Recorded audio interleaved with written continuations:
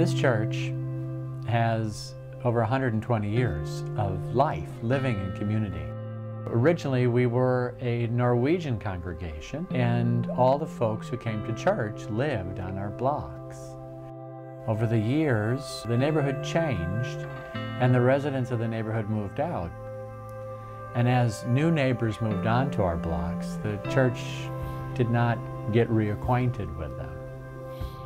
We wanted to re-engage in the community that first raised us up 100+ years ago. We decided to go outside of our walls, meet people one at a time, and get to know them. We went out and shared food with them. We went out and we raked their lawns. We shoveled their snow. But what we learned is we built relationships of trust. The neighborhood talked to us about 4 things that were really important to them all. They wanted to be able to feed their families. They wanted to be able to take care of the children. They wanted jobs that paid the bills. And they wanted the American dream, to move into a home. And so we decided to move with our neighborhood to tackle these issues. One of the first things that we did was to build a food shelf. It is great for the church to be right here in the neighborhood because it's real close to my house. When I first started coming to the food shelf, it was only like 10 people. I think I was the 10th person, but now it's like 300 families. It's been a blessing.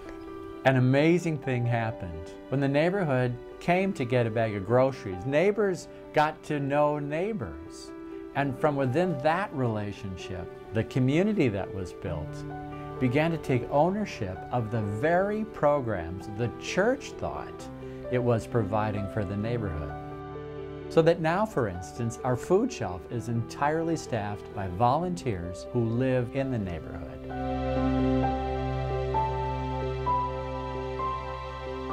When the food shelf first opened here, it was a godsend to our family. As a result of that, I wanted to pay it forward and be able to help out others as I was helped out here. I've seen a difference in the people that come to use our services. They're owning this program as theirs too.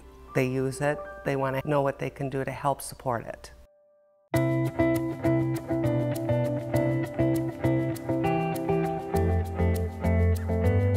The very people that we went out to get to meet are coming to us.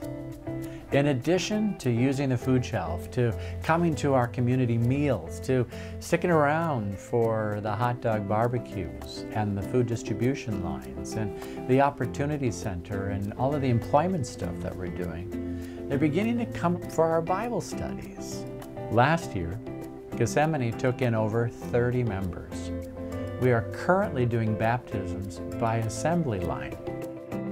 After we've been involved about a year with the food shelf and the youth group, we decided to join the church.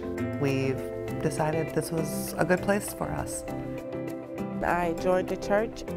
It made us feel like Gethsemane is a safe place in a neighborhood where we can go to and we can get food, we can have Bible study. If we need to talk to someone, we can go there and get those things in our neighborhood. When we first started this process, the questions we were asking were, when are we going to have to close our doors?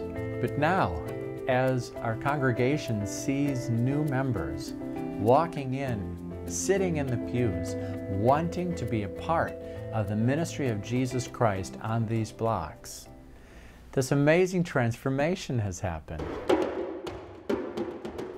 There's hopefulness, there's energy, there's passion, and there's joy.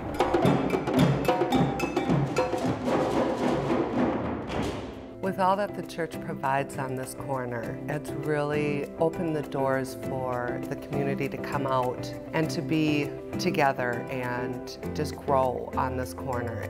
It's really neat. We are a missional church, but we're also a little church with just a few members, and we're doing it one person at a time. But that's the way it's always been as a disciple of Jesus. Meeting, talking, breaking bread, living in relationship, one at a time, as we work to do God's work in our neighborhoods.